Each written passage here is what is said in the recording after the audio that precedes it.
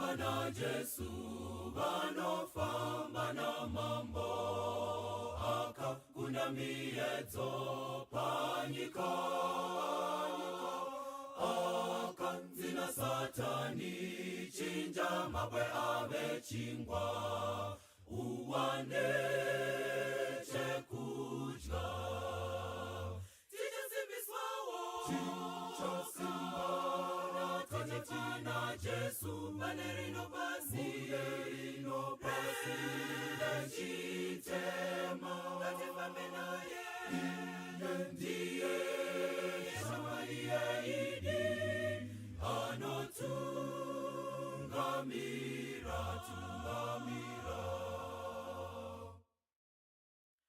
Danieli akafamba na Jesu muponesi ainamata asingachiye nakuwanda ainamata pachena kuna mambo Jesu tichasimbiswawo tichitina Jesu manerino pasi lechitema ngatifambe naye ndiye Shamaiye idi anotungamira Nesu wongatifambe na Jesu tisingatyi kutenda kwedu kuchasimbiswa panguva yakaoma achatipawo mashoko atichataura tichasimbiswawo tichitina Jesu manerino pasi lechitema ngatifambe naye ndiye Shamaiye idi anotungamira tichasimbiswawo tichitina Jesu manerino pasi lechitema ngatifambe naye ndiye Shamaiye idi anotungamira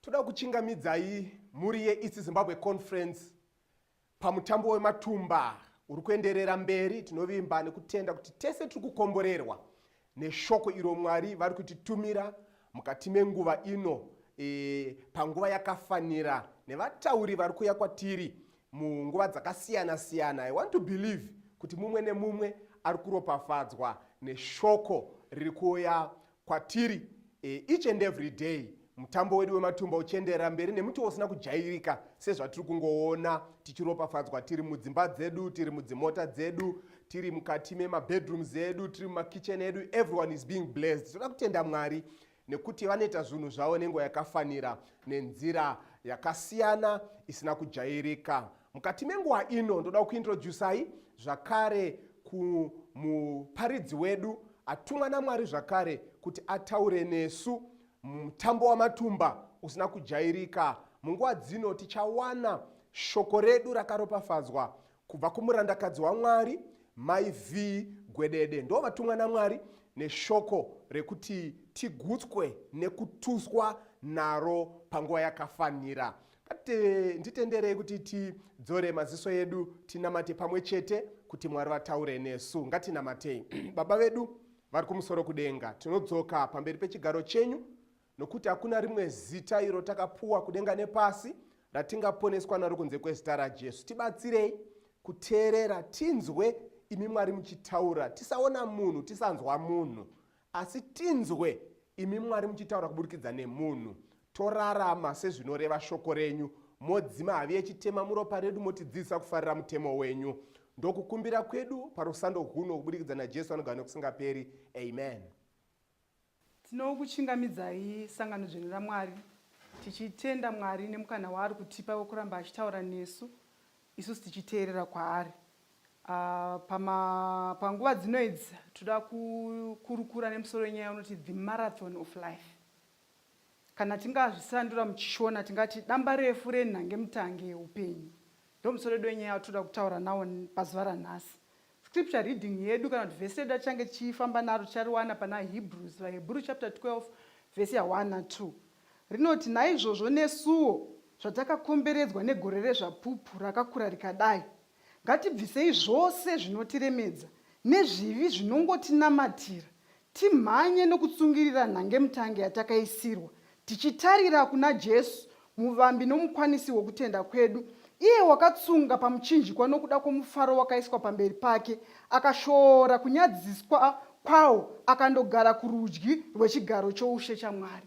Mwari aise chikomborero pakuverengwa kweshoko rake. Ngatinamatei. Baba vedu vari kumusoro kudenga nepano panyika, tauya zvakare patafura yenyu kuzodya chingwa chinopisa.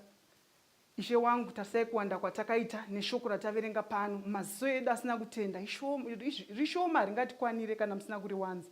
Ndosaka nditauya naro kwamuri mumunamato kuti tarirai chaunga chose chagarira kudya patafura yenyu Mwari, riwanzei shoko iri, risangane neumwe neumwe papoint of need yake. Pakuvhurwa kweshoko renyu Mwari, riponese vanorwara, ripe tariro vasina, ribvise vanhu mukutadzira iri kuva dzose kwamuri. Ishe wangu, mweya mutsvene wakanga uripo pakunyorwa kwaro Mwari, ndaundisimbise, mutaure murimi, vanhu vanzwe imi muchitaura. Zita renyu rigokudzwa pano pasi sezvarinoitwa kudenga. Tanamata nekutenda. Amen. Tichienderera mberi nenyaya yedu, the marathon of life, damba refu renhangemutange yeupenyu.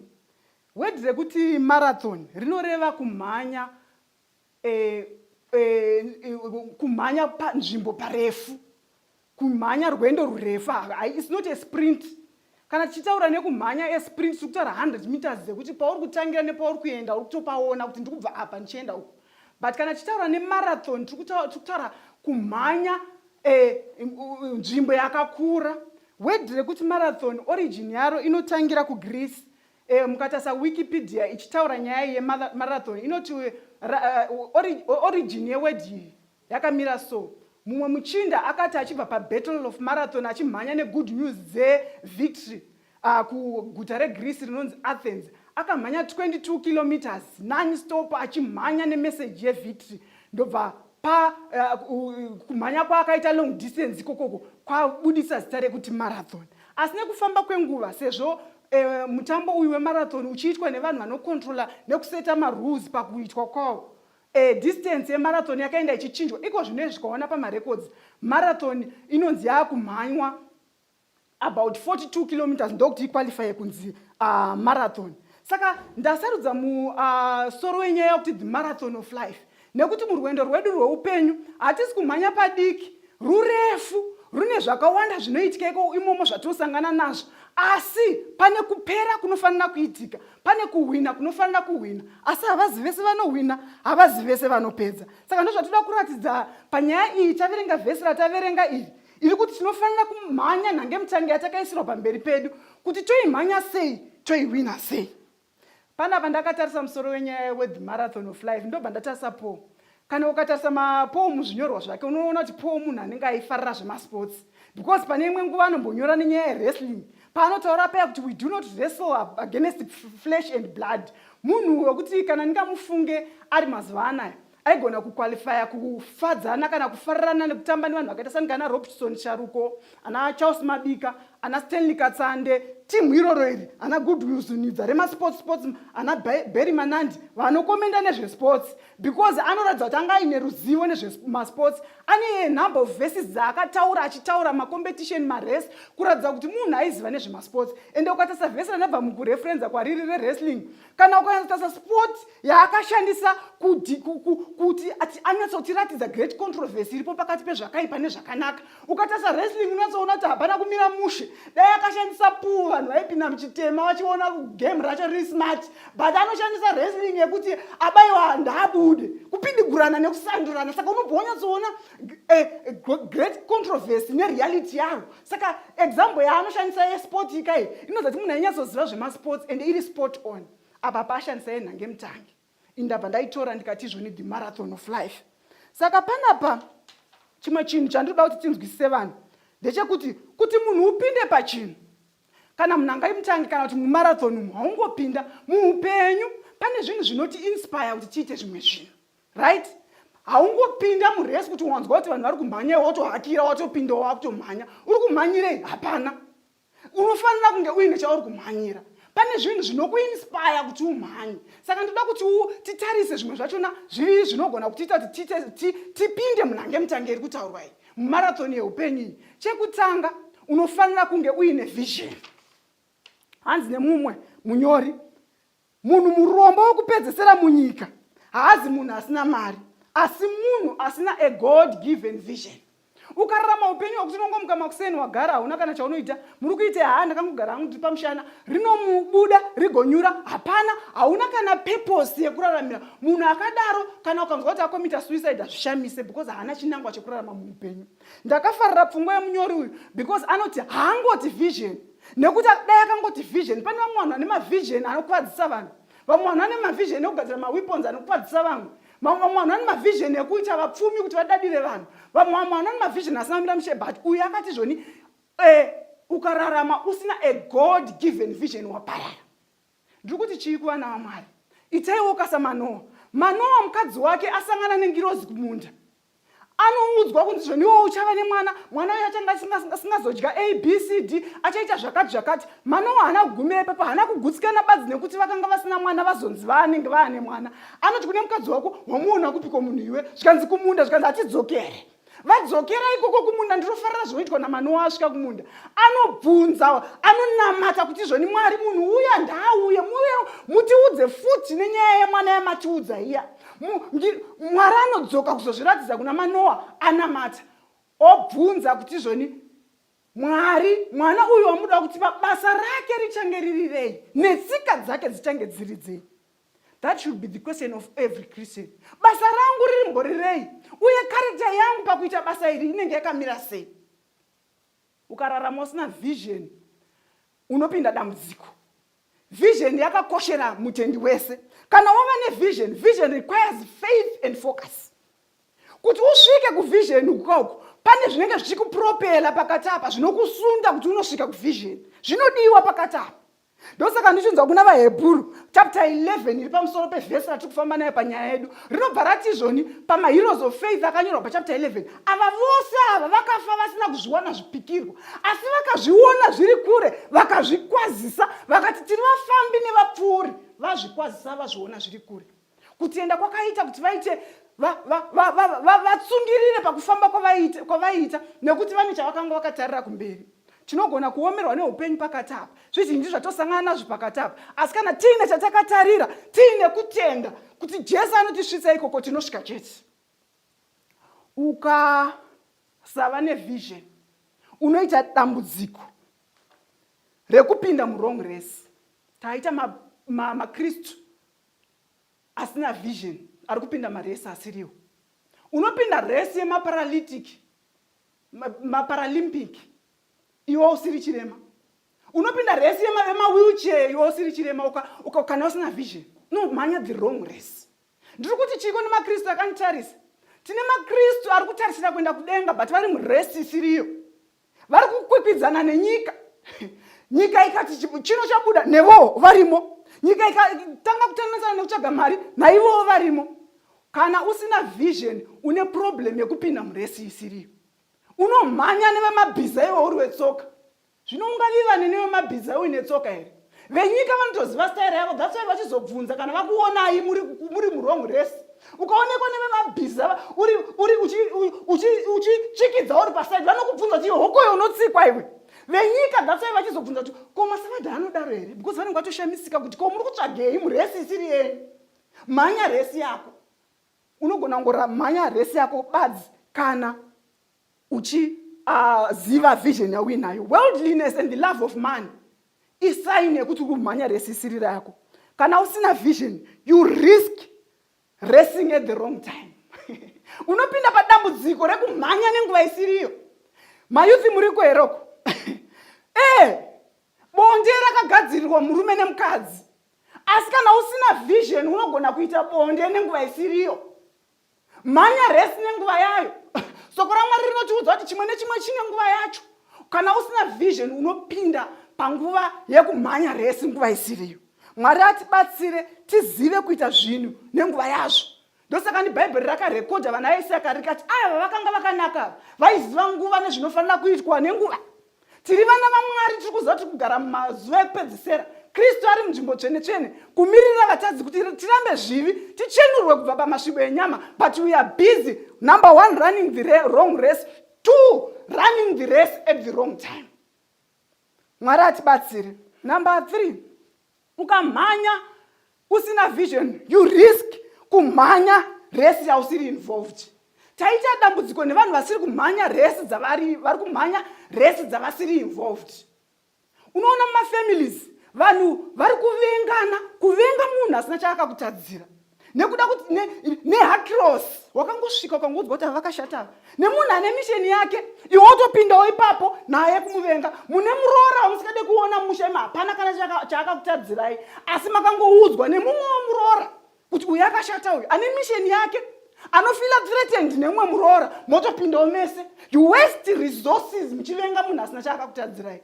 Mwari atibatsire tisapinde mumaresi atisiri involved. Even mumachurches tine dambudziko revamwe vanototi pastor akachinjwa district akaendeswa kudistrict ravo, vanosikotomuwelkama kumufidha nemakuhwa kuti amhanye resi isiri yake yaasiri involved. Pastor votosvika vaakutakurwa nemotikari, vaakuitiswa zvese kuti vapinde muresi dzisiri dzavo. Mwari atibatsire tive nevision, tisapinde mumaresi atisiri involved.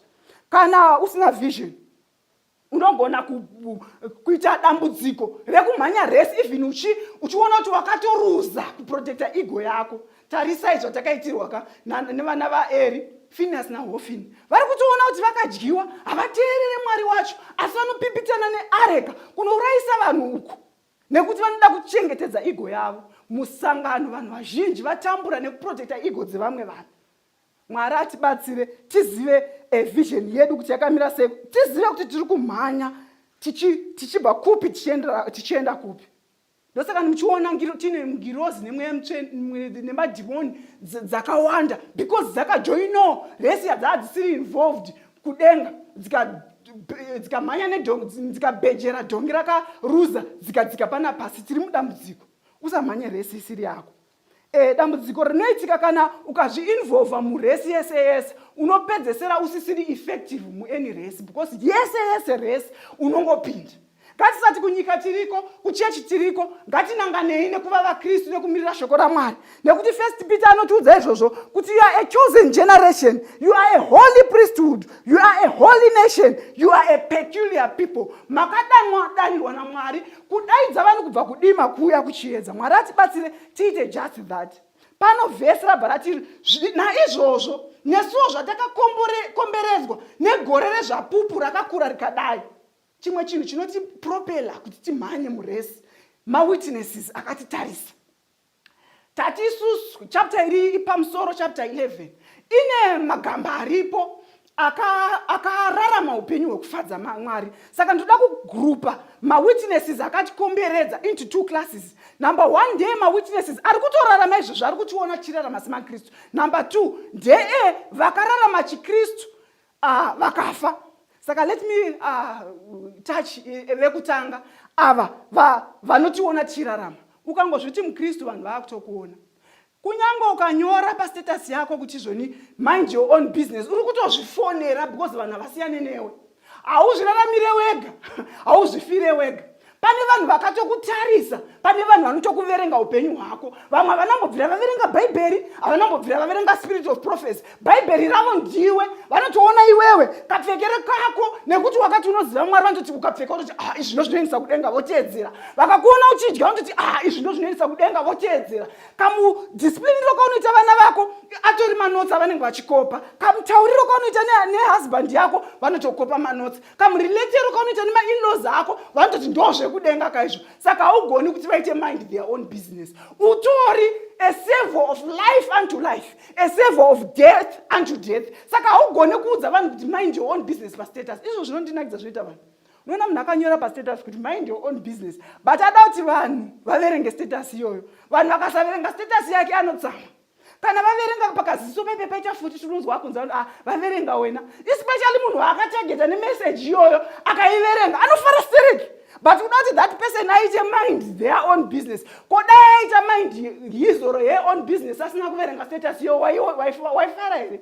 Saka ndikuti chi vanhu vaMwari ndikuti muupenyu huno vanhu vakatitarisa ende vanotodzidza umwari kubva kwatiri. Hatiraramei hatimhanyei mumarathon chiziva kuti pane vakatitarisa. Hatimhanyei mumarathon ichiziva kuti pane vari kutiona. Hatimhanyei munhange mutange yeupenyu ikai tichiziva kuti pane vari kutoda kutoziva Mwari kuburikidza nesu. Poita group rechipiri. Group rechipiri ndere mawitnesses vakararama umwari, vakakunda, vakaenda through zvatiri kuenda through isusu. Asi vakatsungirira vakataura vakatasa pana Mwari, vakatotitarisa vari kutiita chie on. Chandinoda kuti munzwisisa, hatisi kupesana nestate of the dead pano kuti vakafa vaita zvakanaka vanenge vachitotiona chirarama. No, that's not what we are saying. What we are saying, havazi ma-onlookers, they are examples. Vakatisetera ma-examples. Akapinda muGuinness Book of Records. Saka records yavakaseta iyoyo. Isusu tiri kurarama upenyu. Tichirifeya, tichitarisa kuti ainga uyu akazviita wani, akakunda. Tichi-encouragwa nazvo. Pama-testimonies pepe tinototariswa zvichitipa simba kana taakuneta. Saka these witnesses vanotiita kuti izvoni timhanye mutange yeupenyu nekutsungirira nekuti tinoona simba raMwari zvaakaita muupenyu hwavo. Zvikanzi izvoni neupenyu hwavo vanhu ava vakapruvha kuti muupenyu hwavo kuti upenyu hwekutenda ndo upenyu chete hunofanira kurarama. Saka these witnesses vane upenyu, vane ma-V11 ekuratidza kuti upenyu hwekutenda chete. Ndosaka theme yedu iri kuti the faith that conquers. Handitika munyika inorwadza zvakadai, munyika isina mabasa, munyika iri kufiwa, munyika ine zvese zvisina kumira zvakanaka, asi vanotiudza kuti neupenyu hwavo vanhu ava kuti the faith, upenyu hwefaith ndo upenyu hunokunda chete. Uye vanotiratidza kuti zvoni Mwari akavakundisa yeye is the same God today. Mwari ndiye Mwari zuro nanhasi nemangwana. Ndo zvinotaura ma-witnesses aya neupenyu hwavo. Zvikanzi ma-witnesses aya havasi kuwitnessa zvatiri kuita, asi vari kuwitnessa kwatiri kuti Mwari anotiperekedza murwendo remarathon yedu. Handitika mapanzwisisa, havasi kutiwokera tichiita zvatiri kuita, asi vari kutiudza kuti Mwari anokuchengetai mune zvamuri kuita. Mai, mune dambudziko rekushaya mbereko here? Sera upenyu hwake huri kuwitnessa kwamuri kuti imi muri kutochema zvenyu. Ini ndaSimoni ndakanga ndisisateveri, ndakanga ndachembera, everything zvakanga zviri pandiri, zvakanga zviri kupesana netariro, asi Mwari akandibatsira ndikaita mwana. Saka munogona kukunda padambudziko renyu rekushaya mwana. Muri kunetsekana here nekuita madecisions pabasa. Mozisi upenyu hwake hunopupura kuti tareimoni indakatomboitawo dambudziko neproblem yedelegation, asi Mwari akandibatsira ndikagona kutungamirira rudzi rwatsvene rwaMwari kubva naro muEgypt kuenda kuKenani. Uri kunetsekanawo here problem kana kuti yekuita relocate to a new area? Upenyu hwaAbhurahamu hunokuratidza kuti kana Mwari ari muperekedzi parwendo unosvika chete. Saka ma-witnesses aya anotibatsira murwendo marathon of life. Zvikanzi panapa navaKorinte chapter 10 verse 13, hakuna dambudziko rakakuwirai risati riri revanhu vese, asi nedambudziko rese Mwari anoriunza ritori ne way out. Ukariverenga nechirungu vhesi iri rinoti zvona hakuna problem yakakuwirai isiri common to all men, meaning to say dambudziko rese riri kutishemedza nhasi, riri kutishungurudza nhasi, pane vakawirwa navo, ndiwo ma-witness aya, vakawirwa nawo matambudziko aya, vakakunda nekuda kwekutarisa kuna Jesu. Zvikanzi ngatibvisei zvese zvinotiremedza. Maweits idambudziko pakumhanya. Weitika chinhu chinogona kunge chitori innocent ende chitori harmless, asi chinokutadzisa kumhanya. That's why muchiona ma-sports persons, they wear attire iri light, they wear shoes dziri light, because izvozvo zvinogona kuvatadzisa kumhanya. Vanoita work out kuti vabvise weight pamabodies avo. Ndiri kuti pane zvinhu zvauinazvo iwewo zvinoluka innocent, zvinoluka harmless, but pakumhanya marathon yeupenyu zvinokutadzisa kumhanya. Saka tiri kuti zvoni weight hinders progress, weight inokutadzisa kuenderera mberi. Saka deal with that weight. Weight inogona kunge iri career, weight inogona kunge iri education, weight inogona kunge iri ma-possessions, inogona kunge iri ma-pleasures, anogona kunge ari marelationships, anogona kunge ari mapersonal goals. Chese chinokukanganisa, chinokuremera pakunamata Mwari, chibvise. Munoziva kuti vazhinji muSabata taita dambudziko rekushanda nemusi weSabata nekuenda kuchikoro nemusi weSabata. Vazhinji are studying on Sabbath. Vanotooneka pamachurch board kuenda kunoverenga nemusi weSabata. Mwari akuitire zvakanaka. Uda kudzidza chikoro chipiko kana usinga respect Mwari wacho anofanira kukukomborera kana wapedza degree iroro. Unotoona vanhu sangano rese rinenge choziva kuti ndinga hapo nhasi aenda kunoita degree program nemuSabata, but they don't have a problem with that. Mwari atibatsire tisapursue education inopesana naMwari anofanira kutikomborera. All those are ways we should deal with them. Kana relationship yako kudanana kwenyu kuchiita kuti izvoni mutadze kumhanya marathon yeupenyu, deal with that weight, work out that weight ibve ugone kumhanya pamarathon yeupenyu. Problem haizi neweight, problem iri pazvinoitwa neweight. Saka ngative necourage yekubvisa what handicaps us and lay aside all maweights anotikanganisa pakunamata Mwari. Zvikanzi nemwe munyori ane mukurumbira anonzi J. Wilbur Chapman, and anything that dims my vision for Christ, takes away my taste for Bible study, cramps my prayer life, makes my Christian life difficult, is wrong for me. I must, as a Christian, turn away from it. Zvikanzi nemunyori uyu, chinhu chese chinokanganisa kuona kwangu Kristu, chinobvisa kuda kuverenga Bhaibheri, chinokanganisa upenyu hwangu hwekunamata, chinoita kuti Christian life yangu semutendi iome, ndinofanira kuchibvisa, hachina kundinakira. Ndauve munamato wako nhasi kuti tibvise chese chinotitadzisa kunamata Mwari. Vhesi raenderera mberi richiti izvoni, sin that doeth easily entangles us. Nyaya yeentanglement yakaoma mazuva apfuura social media was awash nenyaya statement yakataurwa naJada Pinkett achiti relationship, extramarital relationship yaakaita was just an entanglement. Vanhu vaMwari, zvitema zvinotidonedza hazi zvitema zvihombe izvozvo kungopesana naMwari, it's an entanglement nekuti zvinotipingirisha, zvotitadzisa kumhanya mumarathon yeupenyu. Ngatizvibvise. Munoziva here kuti muupenyu chaimo even your favorite pet inogona kukupiringisha ukatadza kumhanya. Saka ndikuti zvatinonakidzwa nekuita, as long as zvichipesana nemitemo yaMwari, tofanira kudhila nazvo tizvibvise. Zvika zvanzi panapa, zvinhu zvakaita seunbelief, kudhauta Mwari, kucomplaina. Vana veIsrael murwendo rwekuenda rwekuenda kuCanaan vakaita dambudziko rekungocomplaina, kusagutsikana nezvese zvaivaitwa naMwari. Izvozvo zvitema zvinotitadzisa kumhanya parwendo rweupenyu. Kuhasha, kutsamwa nerurimi urwu zvitema zvinogona kuti tadzisa kumhanya marathon yeupenyu.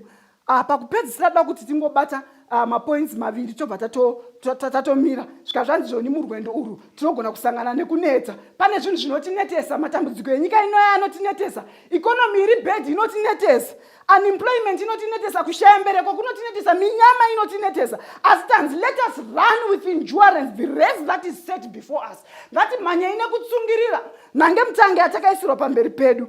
Pana James 1 verse 8, blessed is a man that endureth temptation, for when he is tried, he shall receive the crown of life, which the Lord hath promised to them that love him. Zvikanzi akakomborewa munhu uyo anotsungirira pakuedzwa, nekuti kana aedzwa achagamuchira korona yeupenyu iyo Mwari yaakachengetera vanomuda. Saka pane chikomborero pakutsungirira. Galatians 6 verse 9 inobva yati, ngatisanetei pakuita zvakanaka, nekuti mukuita zvakanaka tinokohwa nenguva yakaita sei, yakafanira.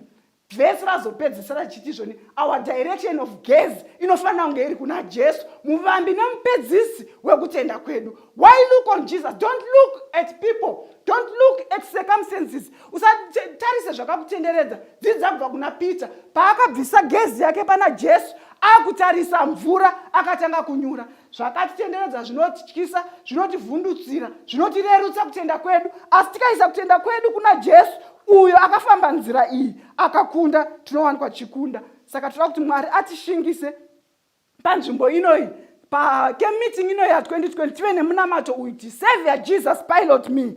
Tigoimba rwero rwekuti he leadeth me, oh blessed thought. Marathon yeupenyu inorwadza, inonetsa, inokuunisa, inoita kuti vanhu vaore mwoyo pakutenda. asi kana Jesu achitungamirira the great pilot tinosvika chete. Saka Jesu achiti uyai kwandiri mese makaneta makaremerwa ndinokupai zororo. Mwari akomborere kuverengwa kwezwi rake. Amen.